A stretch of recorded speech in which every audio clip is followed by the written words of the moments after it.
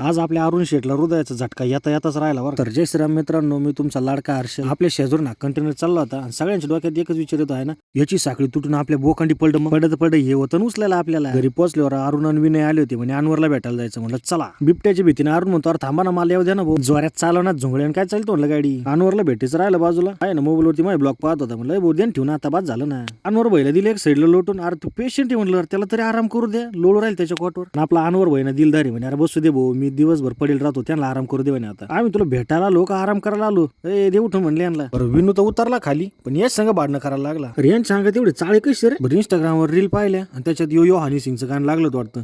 तसेच बोट करून तसेच गाणे म्हणून राहिले. अरे बाद झालं म्हणलं, त्याला भेटायला आलो, त्याच संग बोला गप्पा मारता मारता अरुण शेटेने अचानक क्वार्टरवर पडला. आम्हाला वाटलं काय झालं भाऊ याला, पण तो नाही भाऊ मला आराम करायचंय, अनवरला ना आता जेवण करायचं, तेवढं मी आराम करीतो. तेवढ्यात आम्ही निघलो, पण त्याचे आई पप्पा म्हणे अरे जेवण करून जा म्हणे. म्हणलं नाही घरचे ना आम्हाला लय दुधीन. तेवढ्यात अनवरचे बाबा आली, यांचा स्वभाव लय डेंजर. म्हणलं बिन कामात आपण घोडा खाऊ चला म्हणलं टपक्यात. त्यांना पोहून आमचं धिंगाणा काही कमी व्हायना. पण नवरला म्हणलं निघतो रे भाऊ, काळजी बिळजी. आमचा अरुण दादा बा कशा कुत्र्यांची बाहेर काढी, त्याला जीभ बाहेर काढून पस्ताव झाला, कारण मी व्हिडिओ काढित होतो. घरी जाताना अरुण शेटने आपला मुजरा केला, तुम्ही तुमच्या घरी जा, आम्ही आमच्या घरी जातो आणि तुम्ही फॉलो करून जा पब्लिक.